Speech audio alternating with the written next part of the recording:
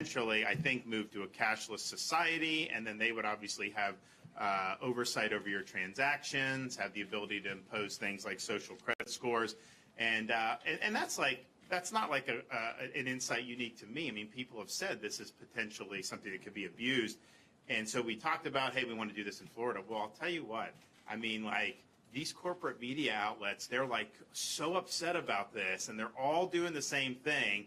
And when you see that behavior, you know you're over the target with this. So we're going to be able to do, they don't have the authority to do this unilaterally, but if they try, we'll have protections here in Florida. And of course, Congress should not ever support anything such as that. So that's just one example. Yeah, we believe in actually getting ahead of this stuff, and so that's what we're doing. Now here is an example of something we didn't necessarily think we would be needing to do, but it's something that we have to do. We have a government of laws, it said, not a government of men, and that includes the law being superior to big corporations, even corporations as big and powerful as Walt Disney Company. They are not superior to the laws that are enacted by the people of the state of Florida. And if you remember 2022, we had a special session of the Florida legislature. Commissioner Simpson was the Senate president at the time. Some of these members were there, where we said, you know, this idea of one corporation having its own government in Central Florida is something that is no longer in the best interest of the state of Florida. So we put down the marker that we were going to be going in a different direction, and a lot of people didn't think that would be anything that would even be possible, given how much heft and how much power that this one company had withstood. And so, you know, my mantra was, you're not going to have Disney have its own government in Central Florida. They're going to live under the same laws as everybody else, pay their fair share of taxes, and honor the debts that they've accumulated over these years. And so we then had to, as we were getting into this calendar year, put the kind of the finishing touches on, okay, what does that look like? How do you bring that vision into a reality? And there were certain things you could have done. I mean, for example, could have just said, you know, just dissolve the district and let the local governments take it. The problem with that is, like, the local government here in Orange County was very clear. If they had to assume the bonds, they were going to raise people's taxes, and that was totally unacceptable. We're not going to make people in Central Florida pay taxes for Disney's debts. And then we also just weren't sure how they would even manage this. They may just cede back control to Disney. We didn't know. So we felt it was better to put a state control board over this district, be able to ensure accountability, all the things that I outlined, but also make sure that that the debts were being paid by the corporation that racked them up. And so that was done. It allowed us to have the state now in charge of this special district with 5 members that were appointed by the governor. And that was done, passed, signed. While that was happening, Disney did basically special deals to circumvent that whole process. And so they controlled the board. So it's basically like a legal fiction. They negotiated with themselves to give themselves the ability to maintain their self-governing status. Now, that's in direct defiance of the will of the people of Florida. I mean, we started on this course in 2022. This was an issue in the election, both for the legislature and for governor in this area. I was very clear where I stood. You know, we were criticized for taking that position. We were criticized by the media, who always said self-government was bad for Disney. They always opposed it. Then, because I was the one that took it out, then they switched and they said that we should support Disney. But that's just their partisanship. But the reality is, this was something that was litigated. This is something that the voters understood. And not only did the legislature come back in ways that vindicated our position, we won big. And, you know, we did better in Central Florida, Republicans done in a long time, including areas that have a lot of employees of Disney, like Osceola County. So the reality is, clearly that's the direction we were going to go. No more self-government. And they just didn't care. I mean, they thought that they could create some type of development agreements that would essentially render everything that we did null and void, and put them in control in perpetuity for this. Well, that's not going to work. That's not going to fly. Now, the agreements themselves have a plethora of legal infirmities that render them void anyways. And I think that the board, our state board that meets again on Wednesday, I think that they will find as such, and I fully expect them to take the board out of those agreements. However, even if that weren't the case, Chapter 163, Section 3241 of Florida statutes provides the legislature with the authority to revoke development agreements in this exact type of instance. And so I've worked with both leaders of the House and Senate. There is a bill that will be put out in the Florida legislature that will make sure that the agreements purported to be entered into by Disney are revoked, and the people's will is established and is upheld. And that is something that's very important.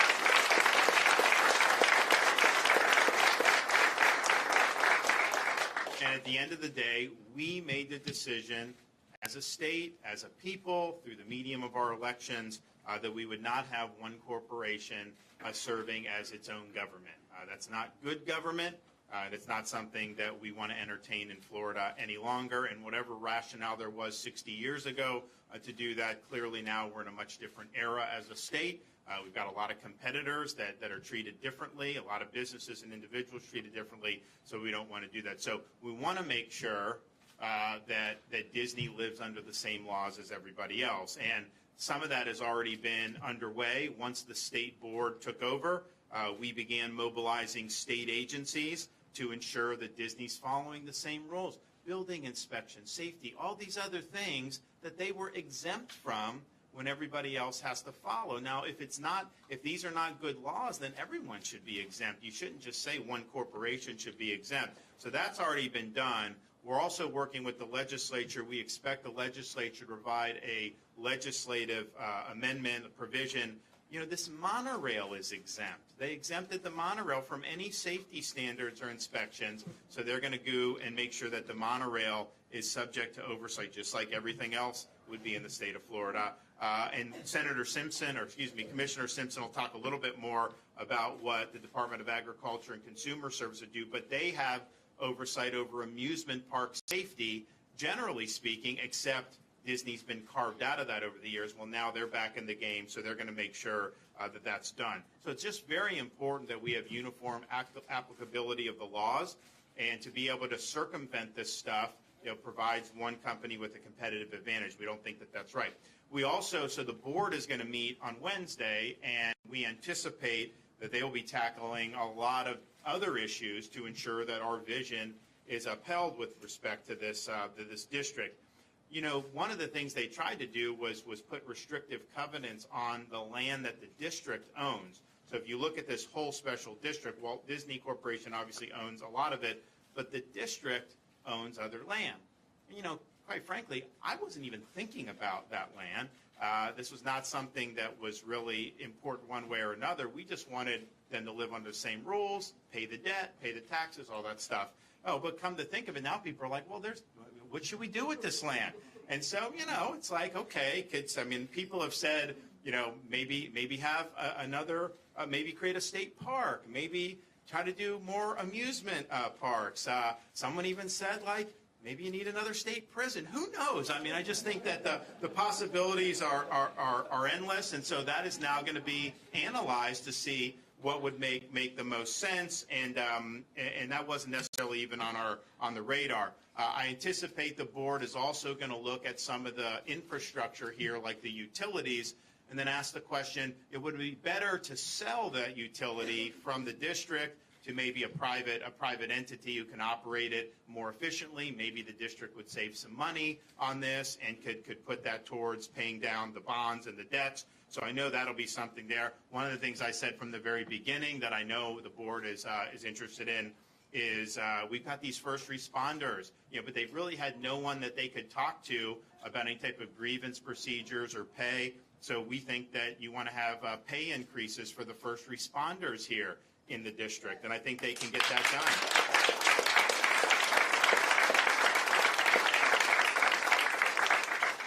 Also, one of the things that was so frustrating for people over the last few years was, Disney clung to forcing these young kids to wear masks forever, And so I think that the district would be within its right to say that, anyone who's a patron of any business in this district has a right to do it mask-free.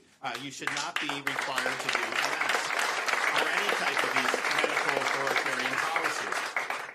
Also, I think it would be something that the board could do to make sure that this district was really leaning in hard against human trafficking. There have been bills in the legislature, and I've signed legislation as governor.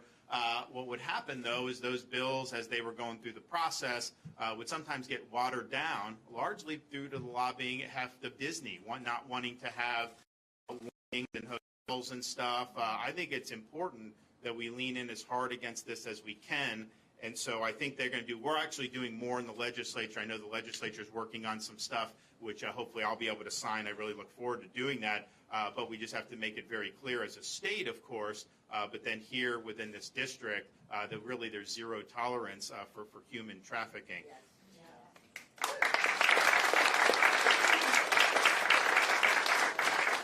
Another thing I think the board very well may look at is the how much is this property worth? I mean, basically, you had a situation where the company could appraise its own property. I mean, imagine if you could appraise your own property. Would you appraise it too high or too low? Of course, you're going to do it too lower. So, in terms of the taxes, so they're going to be able to get that done, and I think get a more honest assessment about that. They also have the ability when you're looking at paying these debts off.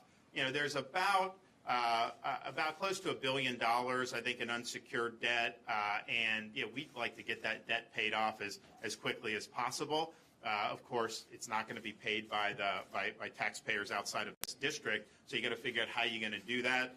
They can definitely look at the millage rate in terms of the millage that's being applied to property taxes, and taking whatever revenue you're getting and just accelerating that debt payment. Because once that debt's extinguished, it makes it a lot easier to be able to deal with everything.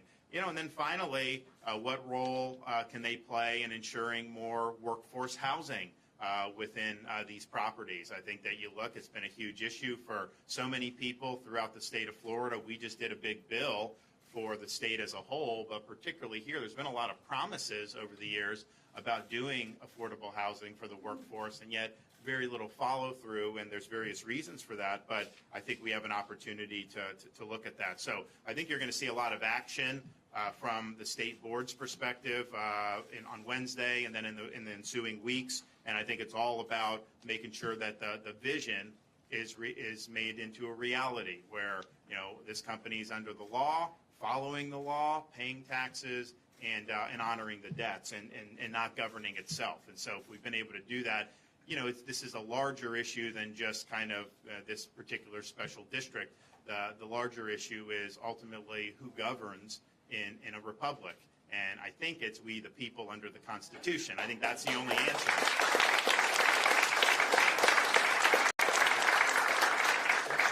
And when you have entities that kind of step out of that and put themselves above it, I don't think it's healthy, period. And so this is very, very important.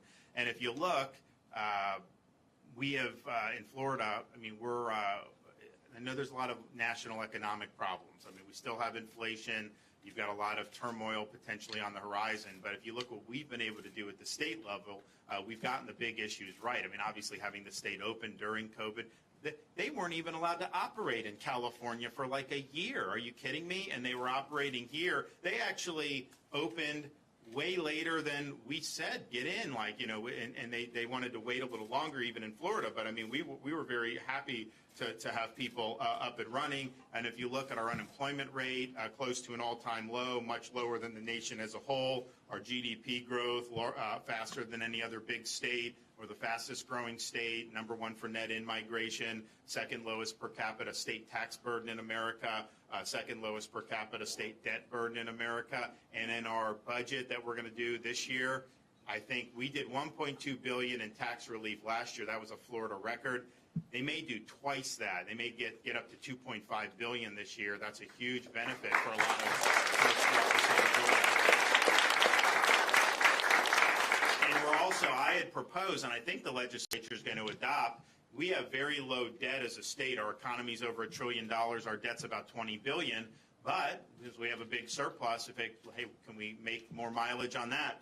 So we actually are going to launch, probably it'll be in the budget, a accelerated debt repayment program. So we'll be able to pay down the debt even faster as we go forward. And sometimes it's smart to do debt if interest rates are low. You have things you need to do anyways. Sometimes it's better to do that, but it's also great if we could be the lowest per capita debt in the country. What would that say about it? Like, you don't need an income tax. You don't need to tax people. You just need to have a good environment, be a free state, and allow people to do their thing. And that's pretty much what we've done. But that's all that economic success is people operating on a level playing field, not picking winners and losers. And this is an example where winners have been picked in the past, and we think that there should be a level playing field again going forward. So I want to thank the legislature for their quick attention to this matter.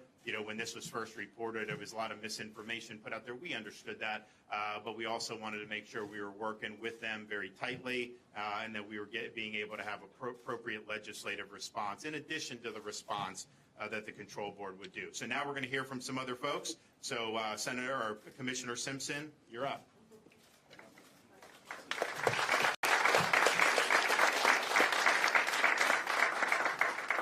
Thank you, Governor. I stand here today as the Commissioner of Agriculture, which also oversees the Division of Consumer Services in Florida. I took office 100 days ago. That seems like a year or two ago, but we have made incredible strides to return our focus on farmers and food production. We're fighting to keep foreign enemies from buying our ag lands. The governor's been a big leader on this issue. It's something that we hope to sign that bill later this summer.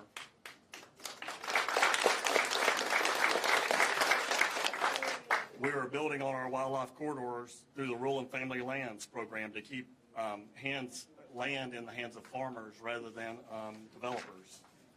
We are keeping taxes low for farmers so they are not priced out of food production. Living in the free state of Florida starts with living, and you cannot live without farmers and food. But this office does a whole lot more than just fight for our farmers. We also have a significant role in protecting consumers, and I stand here today in support of this legislation that will allow my department to conduct inspections when someone is seriously injured on an amusement ride. Thankfully, it doesn't happen that often in Florida, but when it does, we have a duty to inspect and decide whether a ride can safely reopen. We do that across the board for amusement rides everywhere except large theme parks. Where a person is injured should not determine how the state responds. Everyone should have to play by the same rules. This change proposed by the legislature and the governor makes sense. As a businessman and a farmer, I have endured meaningless bureaucracy and unnecessary government interference. Fighting back is one of the reasons I ran for office. But there is a legitimate role for government in public safety and security. I believe this proposal strikes that important balance. To the governor, the legislature, and the consumers of Florida, we can handle this assignment, and we're ready to take up this task, Governor. Thank you.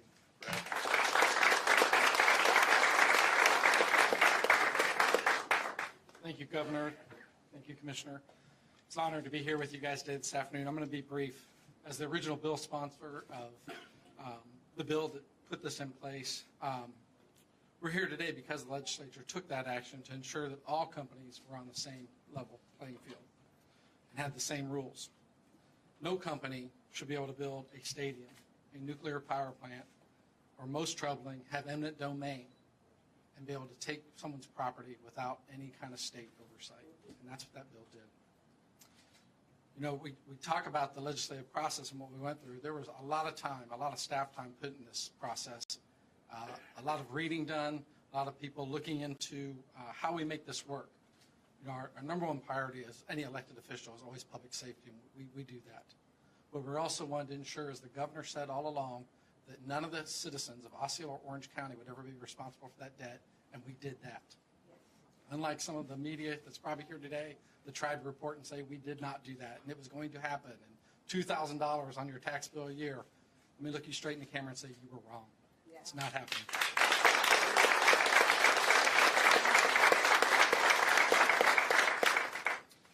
You know, Disney went ahead and tried to thwart those legislative efforts, and as the governor said, we're not going to stand for it.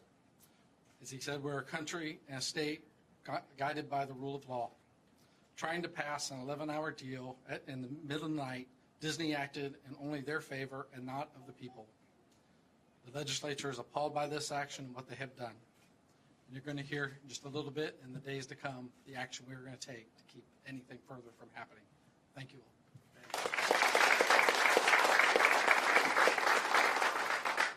Thank you, Governor, for your leadership. It's an honor to be here in the district that I represent, District 45. Let it be known across this great nation that here in the free state of Florida, it is we the people, not woke corporations.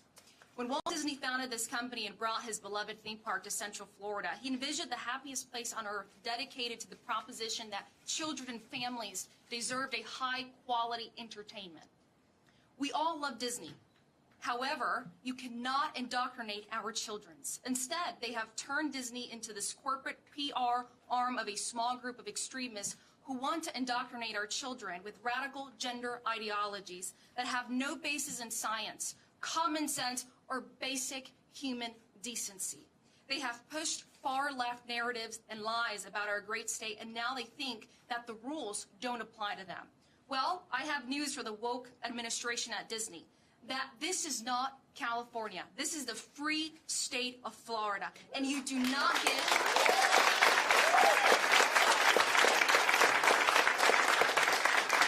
And in Florida, you do not get to indoctrinate our kids or write your own rules.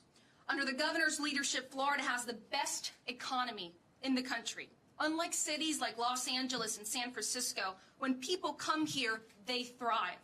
In fact, 3 of the 5 cities with the lowest unemployment rates in the nation are right here in Florida. The reason for that is simple. Florida is a destination for human flourishing because we treat all corporations equally, and Disney is no exception.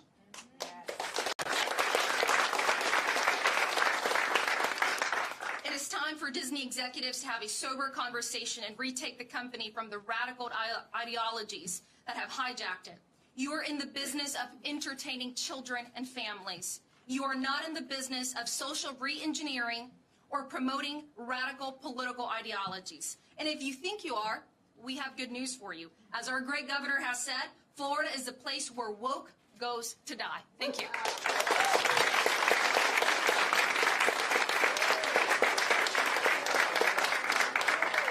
I don't know how I'm going to follow that. That's pretty awesome. My name is Blaise Ngoli. I'm a state senator. I hate corporate welfare. Absolutely hate corporate welfare. And if you strip everything down and start thinking about this situation, is we had a corporation out there that was basically making their own rules. They were their own government. And I would argue that that is an egregious form of corporate welfare. To the representative's point, eminent domain, building your own nuclear power plant. It's unconscionable that one corporation would hold that much power. So what did we do? We took away that power, returned it to the people, and put everyone on a level playing field. Because the Disney Corporation, the people who reside in this district, had quite simply an unfair advantage over their competitors. That is unfair. It's unfair to the other corporations, it's unfair to the legislature, it's unfair to the taxpayers. I know this governor, and I know this governor well. So I have a couple words for Disney. You are not going to win this fight. This governor will.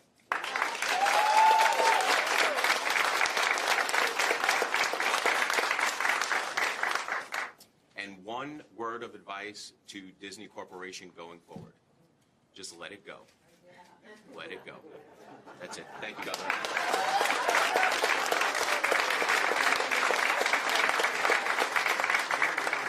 We anticipate legislative action on this probably maybe next week or so? What do you think? Yeah, probably next week. So it's good, and I think the board will also just say that there's legal problems and we'll get out of the agreement. But when you have a statutory scheme that contemplates something like this and the legislature is speaking, that really is I think a strong 1-2 punch, and it just shows that we're going to continue to go with the rule of law, and we're not going to allow self-governing for any one big corporation. And look, like I said, we weren't planning on having to come back to do any legislation. We thought implement the vision. You're basically on a level playing field. Yes, a lot of goodies are removed, but it is what it is. And so, here we are, and we're just going to have to, keep fighting back, and we will continue to do it because there's a larger principle at stake than just about, this company and everything. It's ultimately, we are a government of laws, not a government of individual men or even a government of woke corporations based in California. All right. Any questions? Yes, sir. Governor, can you clarify, and perhaps you and the commissioner can clarify, are you looking at taking away the MOU exemption that we've been getting since 2001 on all the major theme parks, Disney, Universal? I think it's going to be, and this is a legislative question, but I think what the legislature is going to do is apply that to special districts. Governor, Governor, can you tell me, are you surprised that former President Trump lined up 9 Senate Republicans? Look, this is a big announcement. Honestly, you're asking me about political process. Why don't we focus on this issue at hand? Yes, sir. Back to Ag and Consumer Services, it sounded like you were saying it would be injuries. You'd be allowed to come in and do the inspections, which currently are prohibited under that MOU. Under the proposed legislation, would Disney still be conducting its own inspections of rides along with Universal, SeaWorld, and Legoland? No, I don't think so. I think what it's going to be, and you talk to the legislature because this is, I don't even know that the draft is final on this particular thing, but I think what it is that these inspections will be required for amusement parks within special districts. And as you know, those parks are not necessarily within special districts. So I think it's going to be focused on that, is my understanding. Yes, sir. Can you give us the specifics of the legal problems with the agreements, and is the board going to be voting on Wednesday to rescind those agreements? The second part of your question is yes. There's a variety of them, and you can talk to some of the lawyers, but one of the infirmities is there's certain procedures you have to go through when you do something like that, and that involves providing notice to anybody who's affected property owner in the area, and not everything was complied with, therefore that renders it defective. There's also other issues about self-dealing. When you have, this is not an arm's length transaction, and there's an Inspector General investigation going on, and if there's any type of criminal fraud, that will be pursued. So we had that launched last week. And so that's been going on, and they'll probably get some answers as to how did this happen. But I think what you'll find is that this is basically a sham agreement, that this was just a corporation doing an agreement for itself without any counterparty effectively. And I think that that's pretty clear. Also, if you look what they tried to say, they tried to do a development agreement, and that's obviously revocable. They also tried to add restrictive covenants to the district's land, using the land that's owned by the district. There was no consideration given for that, and you can't have a contract without adequate consideration. So, and I think there's probably others. I think they'll probably have a legal briefing on that at their meeting on Wednesday, so stay tuned. But I highly, highly anticipate that they will find, the board will find that it is not a valid agreement. We'll get out of it. And that probably is enough right then and there, but you could have potential litigation over those legal questions. I think when the beauty of the legislature getting involved is that they're going to come in and they are now going to be in a situation where they can just pursuant to Florida statute in a situation that was envisioned by this to basically say, you know what, no, this development agreement's revoked, and that's what's going to be the law in the state of Florida. So I think that that's a good thing. Yes, sir. Governor, are you worried that potential legislative action would violate any contract clauses that are out there? And then how does this benefit Florida taxpayers? No, it doesn't violate any contracts clause, because this was when you enter into a contract, you're entering into a contract against the background of all the existing law. So this provision was on the books. Anytime you do a development agreement, you know you're subject to this and that there could be revocation under certain circumstances. And this is exactly the type of circumstance that the law contemplates. So it is not abridging a contract when you have something like this. And how does it help Florida taxpayers? Well, this whole arrangement protects Florida taxpayers, because if we would have sent it to the local government, they were going to use the assumption of the bonds as a reason to raise taxes on people. There's all kinds of copy spilled about this. People were saying, oh, you're going to have thousands of dollars more in tax. And I said it wouldn't happen. But then lo and behold, what did we do? We went this direction to protect all those folks from having to do. Now, I do think, like when they do the whole millage rate, when they look at that, when they look at the value of the property, to me, it's like if you're undervaluing property, then that means you're not paying your fair share right there. I mean, you get your property assessed by a third party. You don't get to assess your own property for the purposes of the taxes. I mean, imagine if you could do that. I mean, homestead, you're kind of protected in Florida from too much going up, but the people that don't have that, I mean, the property values have gone up significantly, particularly over the last 4 or 5 years. And that's just the nature of it. They would never be able to just do their own properties like that. So I think it's protecting taxpayers in Central Florida. I think we're going to have a pathway to get these bonds extinguished. And, we'll see, like if they end up selling off the utility, I mean, they're going to have to look to see what goes into that. But that could end up making the district money, depending on what everything is about. So, okay.